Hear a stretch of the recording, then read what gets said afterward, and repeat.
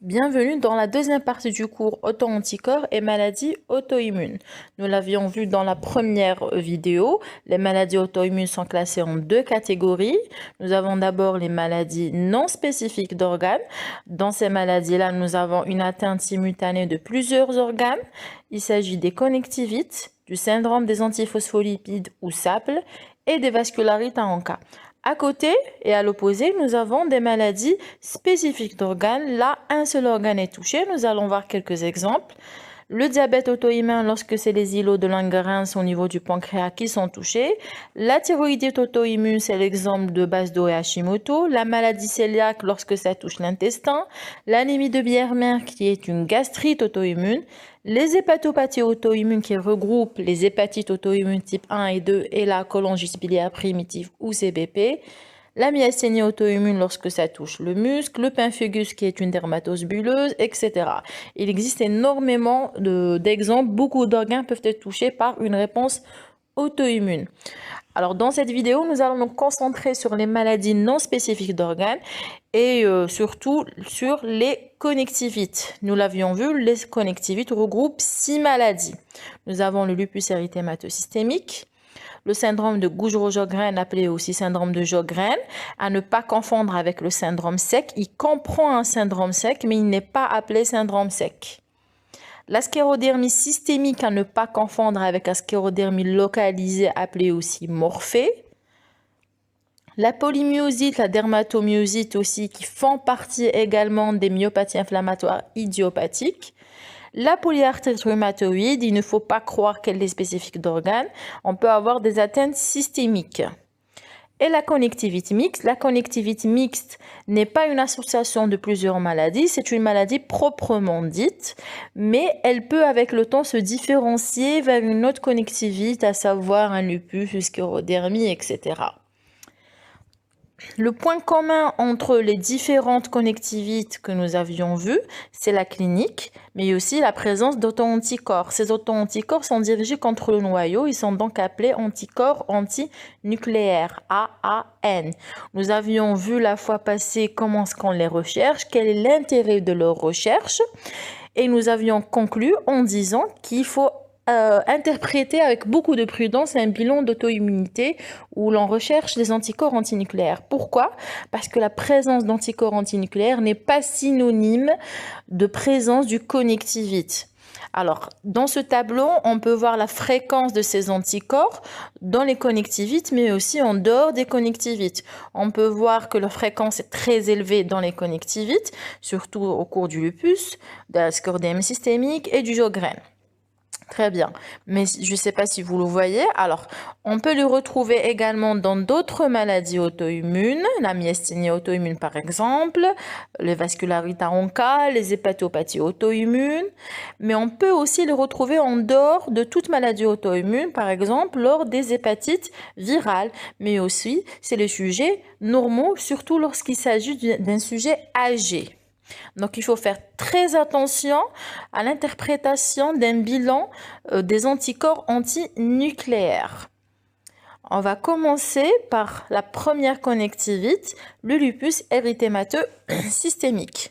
Vous le savez, c'est une maladie de système qui évolue par poussée entrecoupée de rémission. C'est une maladie, on dit que c'est une maladie qui touche la femme en âge de procréer. Donc ça touche beaucoup plus la femme et cette femme, généralement, elle a entre 20 et 30 ans.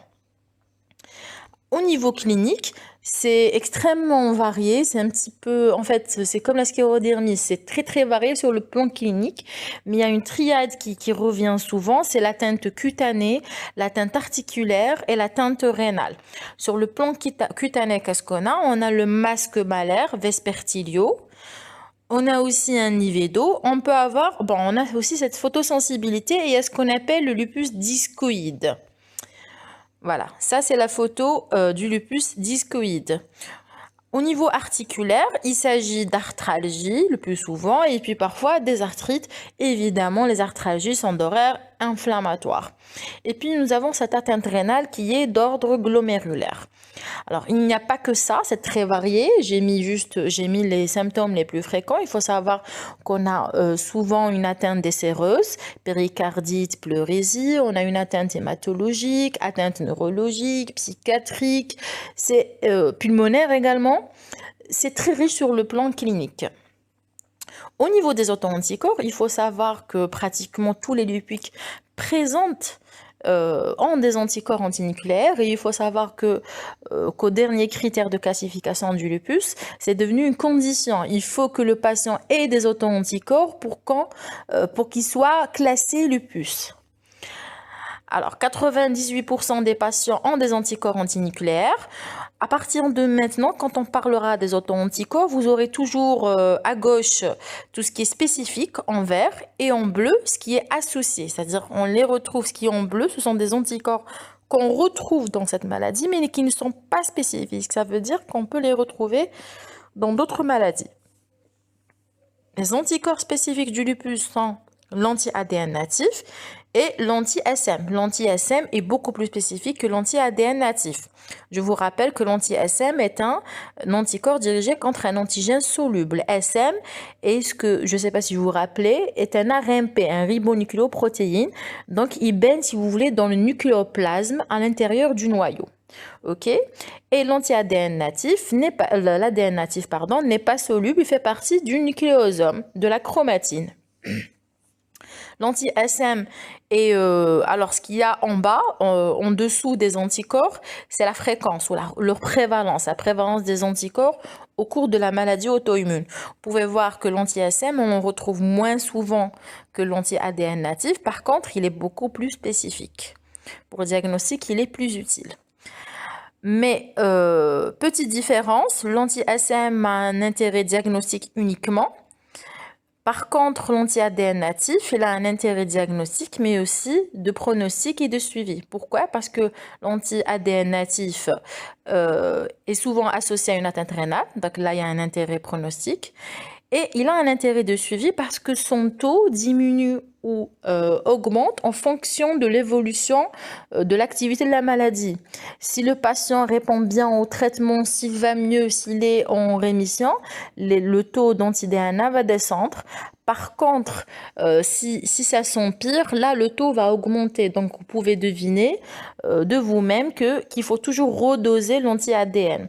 Une fois que le diagnostic est posé, il faudra toujours doser cet anti-ADN pour suivre le malade. Par contre, l'anti-SM, on le recherche la première fois et puis on le recherche plus, ça ne sert à rien. Il a un intérêt diagnostique uniquement. Il a une spécificité qui est supérieure de celle de l'anti-ADN natif. Alors, maintenant, on va passer à droite. Tout ce qui est bleu, c'est non spécifique. Alors, vous pouvez voir anti-SSA, anti-SSB. Ce sont des SSA et SSB. C'est comme le SM, si vous voulez, ce sont des RNP, des antigènes solubles qui font partie du nucléoplasme. Ça veut dire qu'ils baignent dans le noyau. Ils ne sont pas spécifiques du lupus. On les retrouve essentiellement dans le syndrome de Sjögren, mais on le retrouve aussi dans le lupus, mais dans d'autres maladies également, telles que la sclérodermie, etc. Nous avons l'anti-RMP ou l'anti-UNRMP, c'est également une RMP, donc ça fait partie du nucléoplasme. Nous avons des anti-histones, ils ne sont pas spécifiques non plus. Les histones, c'est des protéines qui sont associées à l'ADN, donc ça fait partie du nucléosome. Et nous avons l'anti-PCANA qu'on ne va pas détailler. Alors, une petite remarque seulement. Donc, on peut avoir des anticorps anti-ADN, anti-histone, mais il faut savoir, même si je ne l'ai pas mis ici, qu'on peut avoir des anticorps anti-nucléosome. C'est l'association ADN et histone. Pourquoi? Parce qu'en fait, quand ces deux-là s'associent, il y a ce qu'on appelle apparition de néoépitopes. Il y a des épitopes qui existent, qui apparaissent uniquement lorsque les deux sont associés. Une fois qu'ils sont séparés, l'anticorps ne reconnaît plus l'épitope, il n'est plus là. Donc, ce que reconnaît l'anticorps anti-histone n'est pas forcément ce que reconnaît l'anti-nucléosome et vice-versa avec l'anti-ADN. Alors, on va parler du lupus induit. Le lupus induit, c'est un lupus qui est induit par des médicaments, différents médicaments. Je vous ai mis quelques exemples. Il s'avère que lors de ce lupus, nous avons production des anticorps anti-histone. mais ils ne sont pas spécifiques. Ça veut dire quoi? Ça veut dire que l'antihistone, je peux l'avoir dans le lupus simple, non induit, mais aussi dans l'induit. Il est tout le temps présent dans le lupus induit, mais pas dans le lupus simple, standard. Donc, il permet, si vous voulez, le diagnostic différentiel. Si je n'ai pas d'antihistone, je suis sûre qu'il ne s'agit pas d'un lupus induit. Et entre parenthèses, le lupus induit disparaît quelque temps après l'arrêt du traitement. On va parler maintenant du lupus néonatal. Qu'est-ce que c'est que le lupus néonatal? Alors, il est lié à l'anti-SSA. Vous vous rappelez, l'anti-SSA, il était en bleu. C'est un anticorps dirigé contre le SSA. Le SSA qui est une RMP au niveau du nucléoplasme. Ce anti-SSA, il est retrouvé essentiellement dans le syndrome de Sjögren, mais on peut le retrouver dans le lupus. Le problème qui se pose avec ce anti-SSA, il est d'isotype IgG et il peut passer à travers la barrière fœto-maternelle lorsqu'il s'agit d'une lupique enceinte. Lorsque la patiente lupique est enceinte, cet anti-SSA, il peut passer et s'il passe au niveau du fœtus, il peut se lier au faisceau de His au niveau du cœur ou au tissu cutané, à la peau, pardon. Donc, on peut avoir des symptômes qui sont, des signes qui sont assez graves à la naissance. Donc, on parle de lupus néonatal. Il s'agit essentiellement d'un bloc auriculo-ventriculaire et d'une éruption cutanée. Donc, il faut faire très attention. Pourquoi on parle? Vous allez me dire, l'anti-SSA, on le retrouve aussi dans Sjögren et dans d'autres maladies. Oui, c'est vrai. Mais ce sont plutôt les patients lupiques qui sont en âge de procréer. Généralement, les patientes atteintes de Sjögren, de sclérodermie, même si elles ont l'anti-SSA, généralement, la maladie apparaît vers 40, 50, 60 ans. Par contre, dans le lupus, l'apparition des symptômes, la survenue du lupus a lieu entre 20 et 30 ans. Donc, c'est la femme en âge de procréer, c'est l'âge de la procréation, tout simplement, de la grossesse.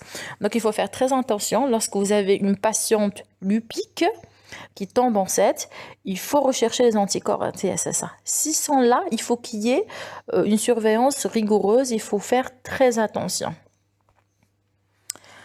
Alors, nous avons posé le diagnostic du lupus, c'est bon, nous l'avons posé, nous allons voir par la suite les critères. Il y a d'autres examens qui doivent se faire. D'abord, l'exploration du complément. Il faut doser le C3 et C4. Il y a aussi CH50. Donc, il faut explorer le complément. Pourquoi? Parce qu'il peut être diminué ou pas. Très souvent, il est diminué, surtout si on est en poussée. Alors, il faut rechercher également les anticorps antiphospholipides. Pourquoi? Parce que le SAPL s'associe très souvent aux connectivites, surtout au lupus. On parle de SAPL secondaire. Donc, il faut toujours rechercher les anticorps antiphospholipides, d'autant plus que ces anticorps induisent des thromboses, mais aussi des problèmes d'ordre obstétricaux. Et on sait que la femme lupique, c'est la femme en âge de procréer. Il faut faire attention. Il faut faire un test de Coombs également et une FNS. Pourquoi? Parce qu'il y a souvent une anémie auto-immune qui est associée. Et chez la femme enceinte, il faut toujours rechercher ces fameux anti-SSA. S'ils sont là, il faut faire des contrôles réguliers. Là, ce sont les critères de classification du lupus. C'est les tout récents, ceux de 2019, qui ont été établis par l'EULAR et ACR. Je vais vous montrer. Alors, le tout premier critère qui a été mis en place, la condition pour poser le diagnostic du lupus, c'est la présence des anticorps antinucléaires. Vous le voyez, il faut qu'il y ait des anticorps antinucléaires. Sinon, on ne pose pas le diagnostic du lupus. Alors, s'ils sont là, on va voir s'il y a autre chose. Alors, il y a des critères cliniques en vert. Il y a aussi les critères biologiques ou immunologiques en bleu. Donc, vous avez déjà les APL, ça fait gagner des points. Vous avez le complément diminué, c'est aussi des points. Et la présence d'auto-anticorps spécifiques, l'anti-ADN et l'anti-SM. Anti-SM, SM pour Smith. Smith, c'est le premier patient chez lequel nous avons retrouvé les anticorps anti-SM. Comment on passe le diagnostic? Il faut qu'il y ait au moins 10 points pour poser le diagnostic. À savoir que l'immunologie à elle seule peut faire gagner 2 plus 4 plus 6. Vous faites le compte. Déjà, ça fait plus de 10 points. D'accord? Mais je pense qu'il y a des conditions. Il faut qu'il y ait au moins un critère clinique, je pense. Alors, on passe à une autre connectivité, c'est le syndrome de Sjögren. Dans le syndrome de Sjögren, qu'est-ce qui se passe? Il y a une infiltration lymphoplasmocytaire au niveau des glandes. Donc, il y a un problème au niveau des glandes. Il y aura un souci de sécrétion, d'où le syndrome SEC. Le syndrome SEC, appelé aussi Zika syndrome. Zika syndrome. Mais nous avons aussi d'autres atteintes. Vous allez voir, il n'y a pas que les atteintes glandulaires. Alors, il est appelé, ce syndrome de Sjögren est dit primaire s'il est seul, s'il n'est pas associé à une autre maladie auto-immune, et secondaire s'il est associé à une autre maladie auto-immune. L'âge de survenue est beaucoup plus, autour de 40-50 ans. Et puis là aussi, le ratio est en faveur en faveur en fait, le sexe ratio en fait. C'est un sexe ratio qui est favorable aux femmes, malheureusement. Il faut savoir que la plupart des conjonctivites surviennent beaucoup plus chez la femme que chez l'homme. Sur le plan clinique, nous avons le syndrome SEC qui se manifeste par une xérostomie, sécheresse buccale, une sécheresse oculaire, xérophthalmie, qui peut se compliquer par une kératoconjonctivite. Et puis nous avons l'hypertrophie des parotides. Il faut savoir que souvent on a recours à une biopsie des glandes salivaires pour poser le diagnostic du syndrome de Sjögren. À côté des manifestations glandulaires, nous avons des manifestations extraglandulaires, essentiellement articulaires, musculaires. Il y a une fibrose pulmonaire qui peut survenir et une atteinte rénale, généralement, je dis bien généralement, de type tubulaire. À côté de ces manifestations, il faut savoir que très souvent, il y a une association à la cryoglobulinopathie. Donc, il faut toujours faire attention et avoir le réflexe. Il faut rechercher la cryoglobuline chez les patients atteints de Sjögren. Et donc, tous les symptômes d'une cryoglobulinopathie peuvent être associés à ceux du Sjögren. Et les lymphomes ne sont pas rares. Il faut toujours rechercher les lymphomes, il faut toujours avoir le réflexe de faire une électrophorèse des protéines sériques. Les auto-anticorps sont fréquents, antinucléaires bien sûr, sont fréquents au cours de cette maladie. Il s'agit essentiellement de deux anticorps, l'anti-SSA, SSA, sachant que SS c'est pour Zika syndrome, ça veut dire syndrome SEC. L'anti-SSA est appelé aussi anti-RO, RO pour Robert, c'est le premier patient chez lequel nous avons observé les premiers anticorps anti-SSA. Et à côté, nous avons l'anti-SSB, c'est la même chose, SS c'est pour Zika syndrome. Ces anticorps sont appelés anti-LANE aussi, anti-LA pardon, LA pour LANE. LANE c'est le premier patient chez qui nous avons retrouvé les anticorps anti-SSB. Il faut savoir que ce sont les anti-SSA qui sont plus ou moins spécifiques, mais pas tant que ça en fait, puisqu'on peut les retrouver dans d'autres maladies. L'anti-SSB n'a pas un grand apport diagnostique par rapport à l'anti-SSA au cours du Sjögren. Alors là aussi, nous avons des critères de classification du syndrome de Sjögren. Tout d'abord, nous avons ce syndrome SEC qui est obligatoire. Nous avons la biopsie des glandes salivaires aussi, qui apporte un score de 3. Alors, il y a d'autres tests objectifs qui sont réalisés, il faut le savoir, c'est très important. Et puis, il y a la présence des anticorps anti-SSA qui apporte 3 points. Et le diagnostic, ou plutôt la classification en Sjögren, est faite à partir d'un score minimal de 4. Nous allons passer à la sclérodermie systémique. Alors, la sclérodermie systémique, il ne faut pas la confondre avec la sclérodermie localisée. À gauche, vous avez la localisée, appelée la morphée. Là, nous avons juste une sclérose cutanée qui peut survenir sous forme de coups de sabre, de plaques, de bandes, de gouttes, etc. Il n'y a pas d'atteinte systémique et il n'y a pas d'auto-anticorps. Par contre, à droite, dans la sclérodermie systémique, nous n'avons pas qu'une sclérose cutanée, nous avons aussi une atteinte multiviscérale et la présence d'auto-anticorps. Nous allons nous intéresser donc à la sclérodermie systémique. Dans cette maladie auto-immune, nous avons des anomalies de 3 types de cellules. Les fibroblastes qui induisent une fibrose, les cellules endothéliales qui induisent une vasculopathie et une anomalie au niveau des cellules immunitaires, ce qui entraîne un dysfonctionnement immunitaire, de l'inflammation, mais aussi la production d'auto-anticorps. Sur le plan clinique, comment ça va se manifester? Il faut savoir que c'est très riche. Nous ne pouvons pas citer toutes les manifestations, nous allons citer les principales. Alors, l'atteinte fibroblastique va se manifester par une sclérose cutanée lorsque ça atteint le derme. Alors, une fibrose œsophagienne, en fait, tout le tube digestif peut être atteint, mais c'est surtout l'œsophage. Donc, on aura des troubles de motilité œsophagienne, ça va se manifester par une dysphagie et un reflux. Et on peut avoir aussi, quand ça touche le poumon, une pneumopathie interstitielle diffuse, ça se manifeste par une toux sèche et une dyspnée. La vasculopathie va, elle, se manifester par un syndrome de Raynaud, des nécroses et des ulcères digitaux lorsque ça touche les petits vaisseaux. On peut avoir aussi une crise rénale aiguë, et c'est très grave, même si c'est rare, c'est très grave lorsque ça touche les vaisseaux au niveau rénal. Et on peut avoir aussi une hypertension artérielle pulmonaire, HTAP, et c'est très grave, ça peut induire la mort lorsque ça touche l'artère pulmonaire, voilà. La dysfonction immune, elle est responsable de beaucoup d'inflammations. L'inflammation joue un rôle très important dans la physiopathologie de la sclérodermie systémique, mais aussi elle induit la production d'auto-anticorps. Parmi ces auto-anticorps, nous avons les anticorps antinucléaires qui apportent une grande aide au diagnostic.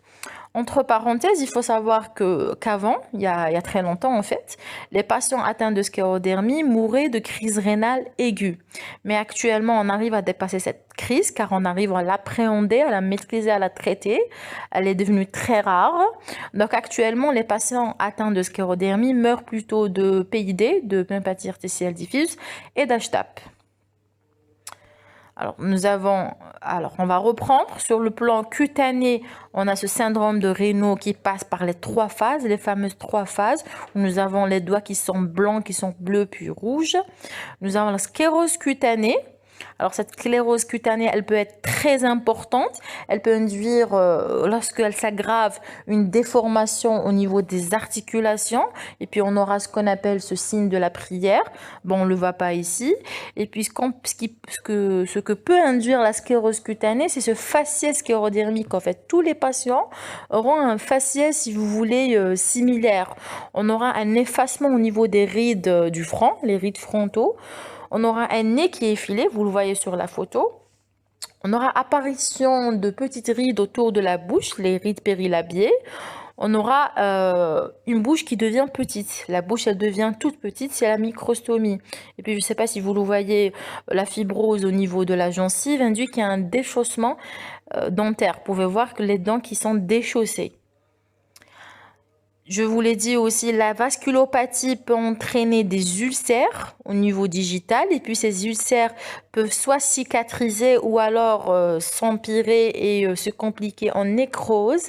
Et lorsque la nécrose se propage, ça peut induire des auto-amputations. Ça veut dire qu'on a les doigts nécrosés qui vont tomber d'eux-mêmes. Et puis, on peut avoir cette télangiectasie, ce sont les petits points en rouge que vous voyez qui sont dus à la dilatation des petits vaisseaux, des capillaires. Je vous l'ai dit, nous avons un problème au niveau vasculaire. Il y a un problème, en fait, il y aura de l'ischémie et il y aura un problème d'ischémie, reperfusion, mais aussi d'angiogénèse.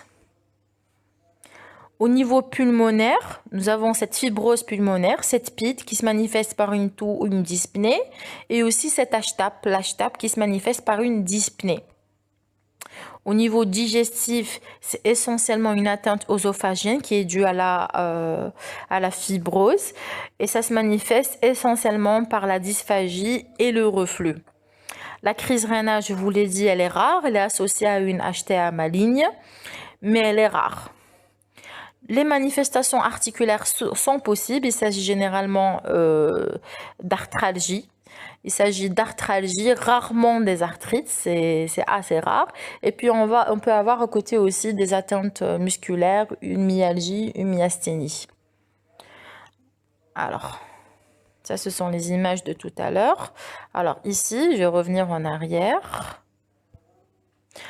ça, en fait, la dernière photo, c'est ce dont je vous ai parlé, c'est le signe de la prière. En fait, lorsque la sclérose cutanée s'empire, elle induit une déformation au niveau des articulations. Donc vous voyez, c'est une rétraction en flexion des doigts. Ça s'appelle signe de la prière. Il existe différentes formes de la sclérodermie systémique. On peut déjà les répartir en deux, et puis je vous expliquerai la troisième à gauche. On va parler des deux premières qui sont à droite. La sclérose cutanée diffuse et la sclérose cutanée limitée. Il y a le mot cutané, pourquoi? Parce que la classification de ces deux formes se fait en fonction de l'étendue de la sclérose cutanée. Ce que vous voyez en violet, c'est là où est présente la sclérose cutanée. Donc vous voyez qu'au niveau de la forme cutanée limitée, la sclérose cutanée ou la fibrose cutanée ne dépasse pas les coudes et ne dépasse pas les genoux. Donc c'est distal. Il n'y a pas d'atteinte proximale. Il n'y a pas d'atteinte du tronc. Et la tête et le cou peuvent être atteints.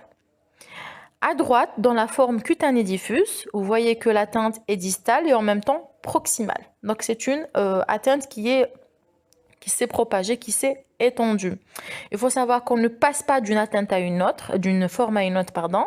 On est soit cutanée limitée, soit cutanée diffuse. Et la gravité, si vous voulez, des atteintes viscérales suit un petit peu l'atteinte cutanée. C'est-à-dire que dans la cutanée diffuse, j'ai plus d'atteintes viscérales, j'ai plus de PIT, j'ai plus de crise rénale que dans la cutanée limitée. C'est une forme qui est généralement, parce qu'il existe des exceptions, c'est une forme qui est généralement plus grave. Voilà. Et puis au niveau des auto-anticorps, il y a aussi des petites différences. Bon, je vais vous les citer même si on ne les a pas encore abordées. Au niveau de la cutanée diffuse, on a de l'anti-SCLE 70 surtout. Pourquoi? Parce que l'anti-SCLE 70 suit beaucoup plus la PID, la pneumopathie interstitielle diffuse. Et c'est au niveau de cette forme que nous avons beaucoup de PID. Par contre, au niveau de la forme cutanée limitée, on retrouve beaucoup plus l'anticorps anti-centromère. Très bien. Donc, on a parlé de ces deux formes. Pour la troisième forme, celle qui est tout à fait à gauche, la forme limitée ou synéscléroderma, nous n'avons pas, en fait, c'est la même chose que la cutanée limitée, sauf qu'on enlève le mot cutané. Pourquoi? Parce que tout simplement, nous n'avons pas de fibrose cutanée. En fait, c'est la même forme sur le plan atteinte viscérale, atteinte et production d'auto-anticorps, mais on enlève juste, il n'y a pas de fibrose cutanée en fait. C'est la même chose sans fibrose cutanée. On passe aux auto-anticorps. Il faut savoir que la plupart des patients, plus de 95% des patients sclérodermiques ont des anticorps antinucléaires ou facteurs antinucléaires, FAN. Il s'agit essentiellement des anticentromères et de l'anti-SCLE 70, appelé aussi antitopoisomérase, d'où le ATA. Très bien. Ce sont des anticorps qui sont spécifiques, qui sont en vert. Ils sont très spécifiques. L'anticentromère, on le retrouve beaucoup plus dans la cutanée limitée. Et l'antitopoisomérase, une ou anti-SCLE 70, est retrouvé beaucoup plus dans la cutanée diffuse. Ok, ils sont spécifiques. Et à côté, nous avons un paquet d'anticorps sous le nom d'anticorps antinucléolaires. En fait, ce sont des anticorps dirigés contre les constituants du nucléole. Nous en avons parlé la fois passée. C'est un groupe hétérogène d'anticorps. Certains de ces anticorps, tels que anti-febrillarine, anti-THTO, sont spécifiques de la sclérodermie, et d'autres, tels que l'anti-PM-SCLE, anti-NOR90, ne sont pas spécifiques de la sclérodermie. Pourquoi? Parce qu'on peut les retrouver en dehors de cette maladie. D'où la couleur, si vous voulez, entre vert et bleu. C'est pour vous dire que c'est entre les deux. Pour certains, ils sont très spécifiques, et pour d'autres, il n'y a pas de spécificité. Alors, ah oui, très bien. Donc, nous avons le nucléole ici. Donc, ça, c'est le nucléole. Dans le nucléole, nous avons de l'ADN. À quoi sert cet ADN? Il sert à coder pour les ribosomes.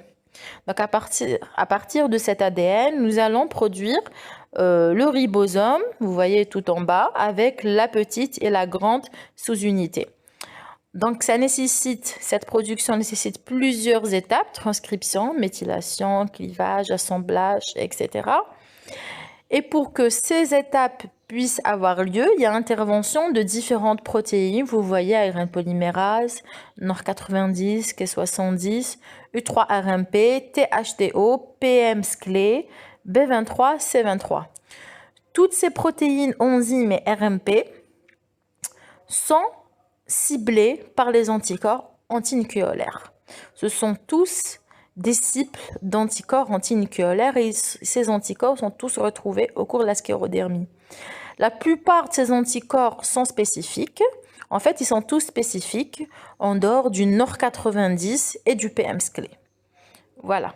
C'est pour ça que lorsqu'on a un aspect, si vous voulez, quand on recherche les anticorps par IFI sur EP2, lorsqu'on a un aspect nucléolaire, on ne passe pas forcément à l'identification parce qu'on est presque sûr qu'il s'agit d'une sclérodermie et puis en fait l'idéal ça serait de passer à l'identification, mais tous les laboratoires n'ont pas les moyens de faire l'identification des anticorps antinucléolaires.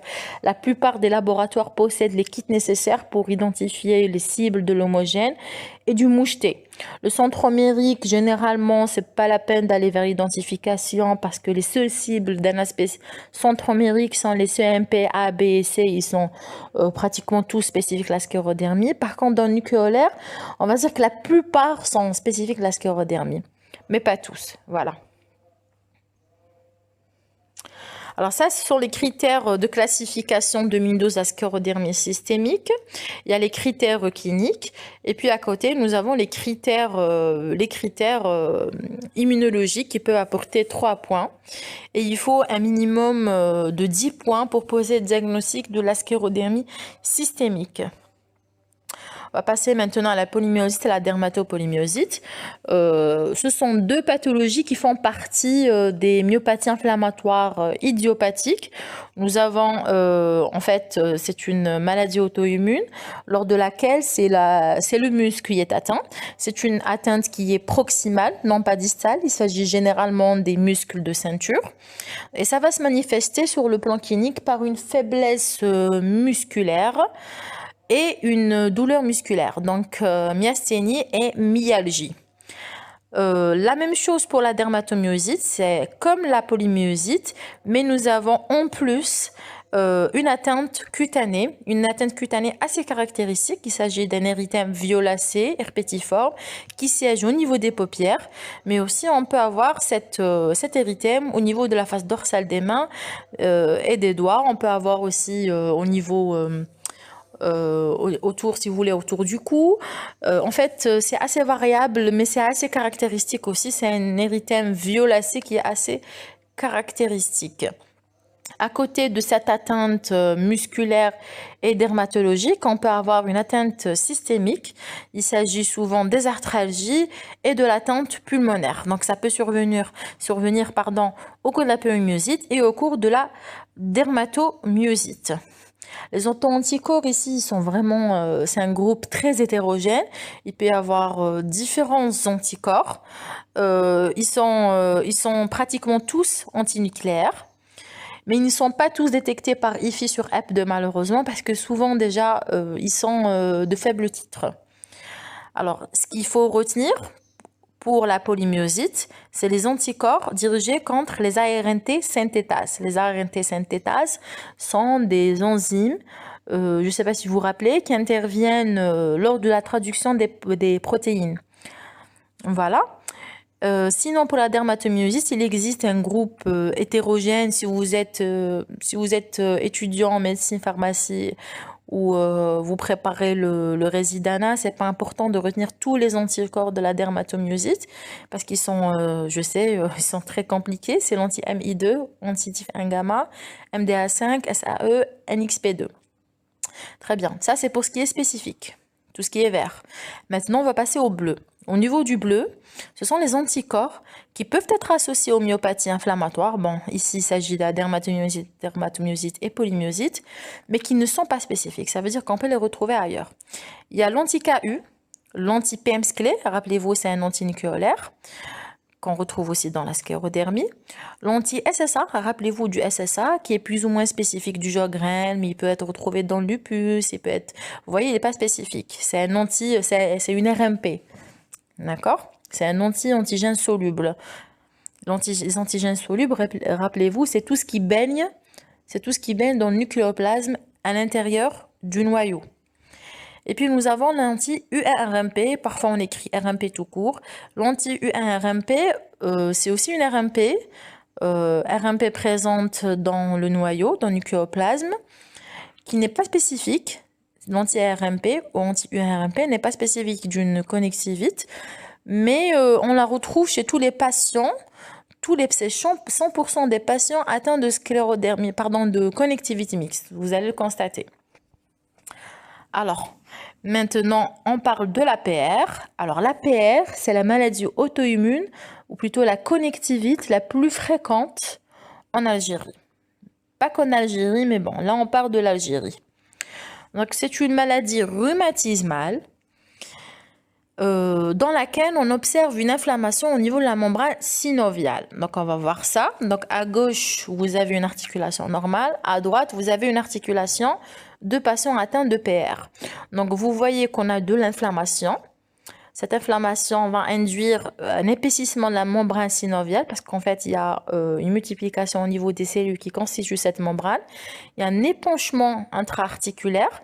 Donc, il y a un épanchement avec du liquide synovial. Il y a une infiltration par des cellules, on ne le voit pas ici, mais il y a une infiltration par les cellules mononucléées. Donc, il y a beaucoup de cellules immunitaires qui sont recrutées à ce niveau-là. Et puis, avec le temps, on aura une destruction du cartilage en blanc. Et puis, avec le temps, une érosion osseuse. Donc, on aura une destruction de l'os en jaune. Ça vient avec le temps. Sur le plan clinique, c'est essentiellement articulaire. C'est pour ça qu'on pense souvent que l'APR est spécifique d'organes. Donc, il s'agit d'une atteinte qui est symétrique. C'est souvent des arthralgies, souvent aussi des arthrites. Ce sont plus les petites articulations qui sont atteintes, mais l'atteinte des grosses articulations n'est pas impossible. Et puis, il faut souligner, quand il s'agit d'arthralgie, c'est le matin. Généralement, quand le patient se réveille le matin, il a beaucoup de mal à mobiliser ses mains, ses pieds. L'articulation est bloquée. Et il y a ce qu'on appelle cette raideur matinale et ce dérouillage matinal, c'est-à-dire que pour qu'il se débloque, il faut 1, 2, 3 heures. Ça dépend de la gravité, de l'étendue de la maladie. Alors, avec le temps, l'articulation va se déformer. On peut avoir toutes sortes de déformations. Je vous ai mis quelques exemples. Cette déformation s'appelle déformation en coup de vent cubital. Alors, celle-ci s'appelle en col de cygne. Ça ressemble à un col de cygne, le cygne l'oiseau. Nous avons aussi cette déformation en Z. À côté de ces articulations, de ces atteintes articulaires, nous avons des atteintes extra-articulaires, des adénopathies, nodules rhumatoïdes, une atteinte pulmonaire aussi est possible, hématologique, syndrome sec, et puis il y a ce qu'on appelle le syndrome de Felty. C'est la PR associée à une neutropénie et à une splénomégalie. Alors, il faut préciser un point, c'est que tous les patients PR ne répondent pas de la même façon sur le plan clinique. Il y a des formes qui sont plus graves que d'autres. Et on peut les détecter dès le départ. En fait, dès le départ, dès le début, dès les premiers mois de la maladie, le clinicien peut se rendre compte que certains malades évoluent de façon beaucoup plus rapide que d'autres. Ces malades qui évoluent rapidement, de façon plus sévère, il faut les détecter dès le départ.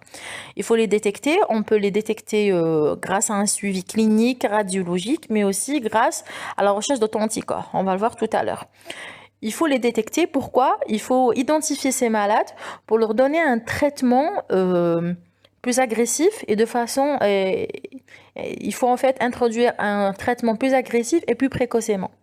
Donc plutôt on donnera ces malades, on leur donnera plutôt un traitement qui est plus agressif. Généralement, c'est soit une biothérapie ou un autre immunosuppresseur, mais il faut que ce soit agressif dès le départ.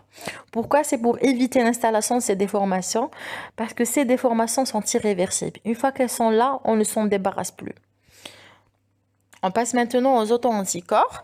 Alors, vous le savez certainement, ce qui dit PR dit facteur rhumatoïde. C'est, je sais pas, je crois que c'est l'auto-anticorps star que tout le monde connaît, sauf que vous voyez, il est en bleu, il est à droite. Moi, je n'aime pas cet auto-anticorps. Pourquoi? Tout simplement parce qu'il n'a pas une bonne spécificité. Voilà, j'ai mis sa spécificité pour la PR est de 30%. Spécificité médiocre. On peut le retrouver dans d'autres maladies auto-immunes, on peut le retrouver dans les infections, chez les sujets sains. Il est tout sauf spécifique de la PR. Alors, par contre, à gauche, nous avons un auto-anticorps qui est plutôt, bon, j'allais dire sympathique, il n'est pas sympa parce que sa présence n'est pas bonne, mais on va dire qu'il aide beaucoup. Il aide beaucoup, c'est l'anticorps antipeptide citruliné. Donc là, on n'est plus dans les anticorps antinucléaires, hein, que ce soit pour le FR ou pour les anti-CCP. En ACPA, appelé aussi anti-CCP, antipeptide citruliné. Ce sont en fait des protéines citrullinées. La citrulination, c'est une modification post-traductionnelle, d'accord? Et cette modification peut avoir lieu partout dans le corps. Nous avons des peptides citrulinés dans les articulations, dans la bouche, dans la peau. On en a partout. Nous en avons partout. Alors, ces anticorps sont très spécifiques, la PR, et en plus, ils sont précoces. Ça veut dire quoi? Ça veut dire qu'ils peuvent survenir des mois, voire des années, avant l'apparition des symptômes. Ce qui est excellent pour le diagnostic. C'est vraiment excellent. Contrairement au facteur rhumatoïde qui généralement apparaît, si vous voulez, avec les symptômes. Et puis un autre point, il s'avère que, vous vous rappelez, je vous ai dit, il existe des malades qui font des formes plus sévères. Il faut les identifier. Eh bien, ces malades-là, généralement, ils ont des taux plus élevés d'anti-CCP dès le départ.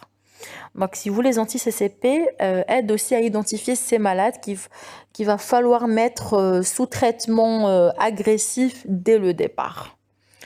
Donc, le challenge, au fait, je vous l'ai dit dans la PR, de diagnostiquer et de traiter ces cas qui sont plus sévères. Pourquoi? Pour éviter ces déformations qui sont irréversibles.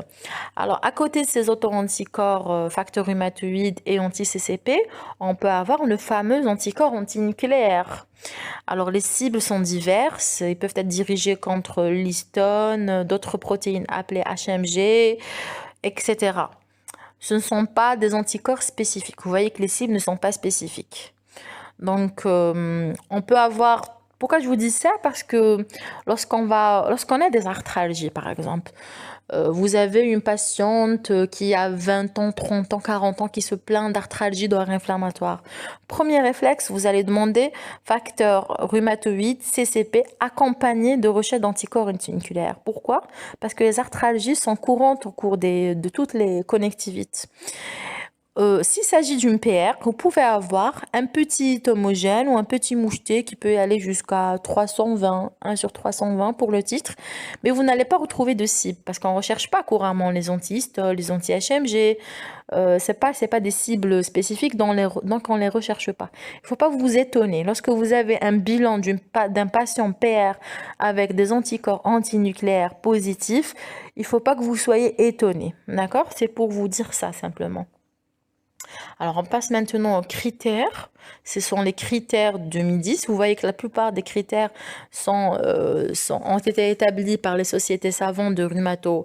ELAR, c'est la société savante en Europe. Et ACR, c'est le club américain de rhumatologie. Alors, nous avons des critères cliniques en vert, des critères immunologiques en bleu. Vous voyez que le FR garde quand même une place. Il est tout aussi important que l'anti-CCP. Alors, il faut au moins 6 points pour poser le diagnostic. Et puis, nous avons ici aussi l'AVS, la CRP et la durée des symptômes qui comptent. D'accord? Donc, ce sont des éléments importants pour poser le diagnostic de la polyarthrite rhumatoïde. On passe maintenant, ça va être un passage éclair, je pense, à la connectivité mixte. Alors, je vous laisse ce texte, mais moi, je vais vous dire les choses à retenir simplement. Alors, connectivité mixte, c'est une maladie. C'est une maladie lors de laquelle nous avons quelques symptômes de lupus, quelques symptômes de sclérodermie, quelques symptômes de Sjögren, mais nous n'aurons jamais assez de symptômes, assez de critères de lupus pour poser le diagnostic du lupus, jamais assez de critères de sclérodermie pour poser son diagnostic, etc. Donc il y aura des critères par-ci par-là, mais il n'y en aura jamais assez pour dire qu'il s'agit d'un lupus ou d'une sclérodermie. Donc il ne s'agit pas d'une association de différentes connectivites. Il s'agit d'une seule connectivite qui, si vous voulez, c'est un mix des autres connectivites, mais ce n'est pas une association des différentes connectivites. Alors, et avec le temps, il peut y avoir ce qu'on appelle une différenciation. Et cette différenciation, généralement, elle est marquée par la présence d'un symptôme majeur pour l'une des collectivités. Par exemple, il peut y avoir une atteinte rénale lupique. Il peut y avoir une glomérulonéphrite lupique qui va signer le passage de cette connectivité mixte au lupus. Ou alors on peut avoir par exemple des atteintes digestives ou pulmonaires spécifiques de la sclérodermie, et là il va y avoir passage, si vous voulez, la connectivité mixte va se différencier en sclérodermie. Donc sur le plan clinique, c'est un petit peu, c'est vraiment, c'est un petit peu un mélange des signes, mais non spécifiques, hein, des différents signes des différentes connectivités. Alors, il existe différents critères pour poser le diagnostic de la connectivité mixte. En fait, c'est très compliqué de poser son diagnostic. Il y a un élément qui est toujours là, c'est la présence d'anticorps anti-U1-RMP. Je vous en ai parlé. Les anticorps anti-U1-RMP sont obligatoires pour poser le diagnostic de la connectivité mixte. Voilà, sinon les critères, il existe différents critères. Ils sont plutôt anciens, ça n'a pas été mis à jour. Bon, là je vous mets les critères de Sharp. Ces critères sont souvent utilisés. D'ailleurs, la maladie est appelée également syndrome de Sharp. Nous avons donc les critères cliniques, immunologiques, voilà, cliniques encore. Donc, il faut au moins 4 critères. Et puis, la présence des anticorps anti-U1-RMP sont obligatoires. Alors, nous avons fini avec les connectivites. On passe maintenant au syndrome des antiphospholipides. Ça va être très bref. C'est une maladie auto-immune, donc elle est multiviscérale, non spécifique d'organes. Et ce syndrome est dit primaire ou secondaire selon son association ou pas à d'autres maladies auto-immunes. Sur le plan clinique, nous avons des thromboses. Ces thromboses sont veineuses, artérielles, ça peut être un AVC, un IDM, une embolie pulmonaire, toutes sortes de thromboses. Et puis chez la femme, on peut avoir des signes obstétricaux. Il s'agit d'avortements spontanés à répétition. Ce sont des avortements à moins de 10 semaines qui se répètent. Et ce n'est pas entrecoupé d'une grossesse normale. On peut avoir une mort in utero, et même une naissance prématurée. Sur le plan auto-anticorps, il s'agit d'auto-anticorps antiphospholipides, essentiellement la cardiolipine. Et puis nous avons des anticorps qui sont dirigés contre les cofacteurs de ces phospholipides, essentiellement la bêta-2-GP1. Donc il y a 2 anticorps à retenir, c'est l'anticardiolipine et l'anti-bêta-2-GP1. Et il faut toujours rechercher ces anticorps à distance d'une grossesse. Il faut toujours que ce soit 3 mois après un accouchement ou un avortement spontané. Alors, je me suis trompée pour le titre, je m'excuse. Ce sont les critères de Sydney, de 2006 pour le SAPL. Alors, ces critères disent qu'il faut au moins un critère clinique et un critère biologique. Le critère clinique, c'est simple, c'est soit la thrombose, soit les signes obstétricaux que nous avions vus tout à l'heure. Et pour les critères biologiques, ce sont des critères immunologiques. Donc, il faut qu'il y ait au moins un auto-anticorps, que ce soit un anticardiolipine, anti-bêta-2-GP1 ou ce qu'on appelle l'anticoagulant lupique. Aussi, c'est un auto-anticorps, c'est la même chose, c'est un antiphospholipide. Donc, pour poser le diagnostic, il faut un critère clinique, un critère immunologique. Et puis, juste un petit détail pour la recherche des auto-anticorps, anticardiolipine et anti-bêta-2-GP1. En fait, il y a beaucoup de similitudes entre la structure des phospholipides, notamment la cardiolipine, et la bactérie qui donne la syphilis. Donc, il faut toujours, en fait, quand on a un résultat positif pour les APL, il faut toujours refaire le bilan après 12 semaines. Il faut que la positivité du résultat se maintienne après 12 semaines pour dire qu'il y a réellement un anticorps anti-phospholipide. Donc, il faut toujours refaire le bilan de SAPL après 12 semaines. Alors, maintenant, on passe aux vascularites en cas. Les vascularites en cas, comme le nom l'indique, il s'agit en fait de maladies auto-immunes lors de laquelle nous avons une inflammation au niveau des vaisseaux. Il s'agit des petits et moyens vaisseaux, essentiellement les petits. C'est dû à quoi? C'est dû à la présence d'auto-anticorps dirigés contre le cytoplasme des PNN, les ANCA, anti-neutrophil cytoplasm antibody. Qu'est-ce qu'il y a dans le cytoplasme des PNN? Il y a des granules. À quoi servent ces granules? Ces granules contiennent, vous le savez, toutes les enzymes et protéines nécessaires à l'activité bactéricide du PNN, puisque le PNN est une cellule phagocytaire. Parmi ces protéines, nous avons la myéloperoxydase, MPO, et la protéinase 3, PR3. Donc, ce sont les principales cibles des ANCA. Comment ça se manifeste sur le plan clinique? Alors, il y a souvent un syndrome pneumorénal, ça veut dire une atteinte du poumon et du rein en même temps. C'est pour ça qu'il y a un diagnostic différentiel qui se fait avec le goût de pasture. Vous savez que le goût de pasture, c'est une maladie auto-immune lors de laquelle il y a atteinte du rein.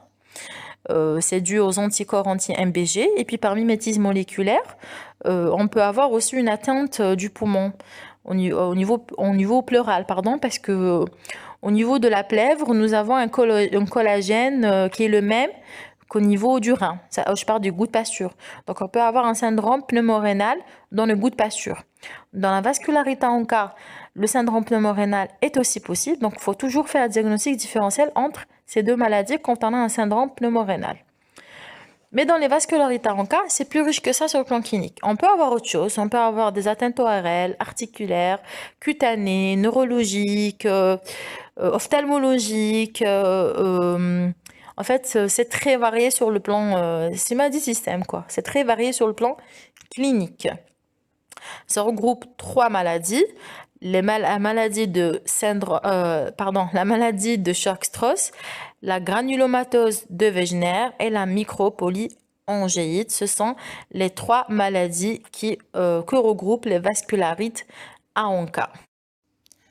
Nous avons fini avec les maladies non spécifiques d'organes, donc le cours est terminé. Il y a quelques points essentiels, quelques points forts à retenir. D'abord pour les maladies auto-immunes, ce sont des maladies chroniques, on ne guérit pas d'une maladie auto-immune. On peut simplement soigner les symptômes et diminuer cette réponse auto-immune grâce aux immunosuppresseurs, mais on ne guérit pas d'une maladie auto-immune. L'association de plusieurs maladies auto-immunes est possible chez un même patient. Il faut toujours garder à l'esprit aussi que ce sont des maladies multifactorielles et multigéniques. Et généralement, c'est même le bagage génétique qui donne la sclérodermie ressemble à celui de la PR, etc. Donc, ne vous étonnez pas qu'il y ait plusieurs personnes atteintes de conjonctivite dans une même famille, en fait. C'est juste le phénotype qui va changer. Ça va être parfois... En fait, il y aura un membre qui aura un lupus, un autre qui aura une PR, etc. Alors, pour le diagnostic, on le pose généralement grâce à un faisceau d'arguments cliniques et immunologiques, surtout pour les connectivites. Vous avez vu l'apport des auto-anticorps, surtout anticorps antinucléaires, dans le diagnostic de ces maladies-là. L'immunologie a un grand apport. C'est pour cela qu'il faut faire attention aux techniques de leur recherche et à l'interprétation du bilan d'auto-immunité. La présence d'un signe clinique, même s'il est spécifique, n'est pas synonyme de la présence de la maladie auto-immune. Ce n'est pas parce que j'ai une arthralgie que j'ai une PR, ce n'est pas parce que j'ai un syndrome sec et j'ai un Sjögren, etc. La même chose pour les auto-anticorps, ce n'est pas parce que j'ai un auto-anticorps seul que j'ai la maladie. Ce n'est pas parce que j'ai un anti-SM que j'ai un lupus. Ce n'est pas parce que j'ai un anti-SK70 que j'ai une sclérodermie. Alors, il y a ce qu'on appelle, en fait, le diagnostic se pose grâce à un faisceau d'arguments et parfois il y a ces critères qui sont là et qui aident. Les sociétés savantes se réunissent très régulièrement et mettent en place des critères diagnostiques ou de classification. Les critères de classification, c'est un petit peu comme les critères diagnostiques, mais qui sont un peu plus spécifiques, du coup un peu moins sensibles, ils sont plus destinés aux études, mais ils sont employés quand même en routine pour le diagnostic de ces maladies-là. Ces critères permettent, si vous voulez, un diagnostic qui est plus objectif. Voilà. Il y a aussi ce qu'on appelle les scores d'activité qui permettent le suivi de ces malades. C'est l'exemple du score d'activité de SLEDAI chez les patients atteints de lupus systémique. Pour les auto-anticorps, le choix de la technique de recherche est très important. Vous l'avez vu pour les anticorps antinucléaires. Ces auto-anticorps ont un intérêt diagnostique, de prédiction aussi de la maladie, pronostic et un intérêt de suivi. Par exemple, les anti-ADN. Les anticorps antinucléaires, une fois qu'ils sont positifs, il n'y a pas lieu de les refaire. Donc, on a fait l'identification, qu'on a retrouvé la cible, ça ne sert à rien de refaire. Sauf pour les anticorps anti-ADN. Il faut les redoser à chaque fois chez un patient atteint de lupus. Pourquoi? Parce que ça permet le suivi. Et puis, si on suspecte, par exemple, l'association à une autre maladie, si par exemple un patient lupique fait un syndrome sec, là, on ne sait pas s'il s'agit d'un Sjögren associé.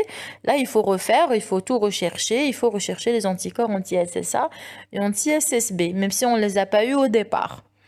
Alors, chez un patient lupique, il faut garder en tête, au départ, on fait les anticorps antinucléaires, puis il faut compléter l'exploration avec la recherche des anticorps antiphospholipides pour un simple secondaire.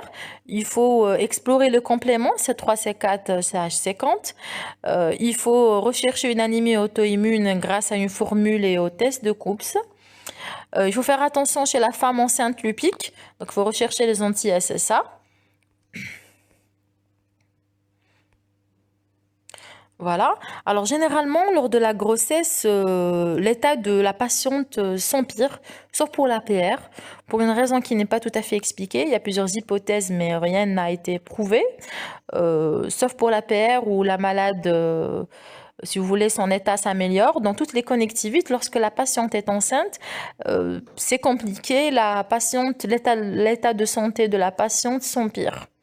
Donc, il faut toujours faire attention et rechercher ces anticorps anti-SSA s'il s'agit d'une patiente lupique.